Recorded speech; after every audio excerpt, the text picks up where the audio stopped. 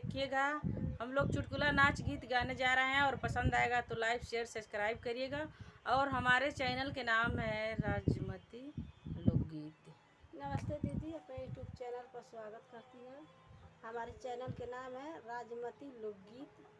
जैसे सब दीदी सपोर्ट किया वैसे हमारा भी सपोर्ट करिएगा। आप लोग देखिएगा चैनल पर, मांगिएगा अपने यूट्यूब पर। बहुत अच्छा गीत लेके आया है। जरी गैल हरी के पाती बाल में खुरपाती निकली गए। जरी गैल हरी के पाती बाल में खुरपाती निकली गए। सासुरानी तुई बिगड़लू हमरे सजन के। ससुरानी तुई बिगड़लू हमरे सजन के। छोड़ी छोड़ी गैलू बम्मैया बाल में खुरपाती बिगड़ी गई। छोड़ी छोड़ी गैलू बम्मैया बाल में खुरपाती बिगड़ी गई। जरी गैल हरी के पाती बाल में खुरपाती निकली गई। जरी गैल हरी के पाती बाल में खुरपाती निकली गई। जेठनी रानी तुई हमरे सजन के बिगड़लू। जेठनी रानी तुई हमरे सजन के बिगड़लू।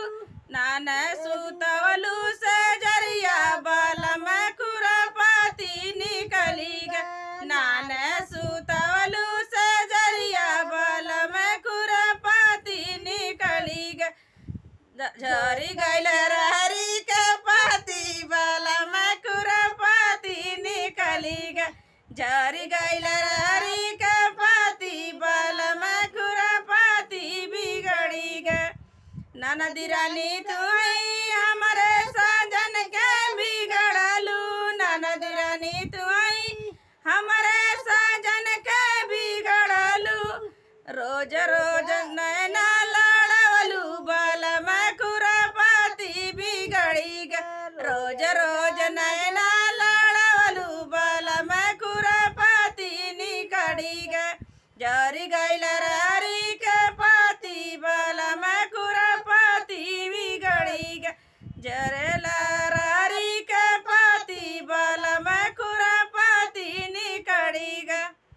देखिएगा दीदी, चुटकुला नाच गीत है और आप लोगों का कैसा लग रहा है कमेंट में बताइएगा।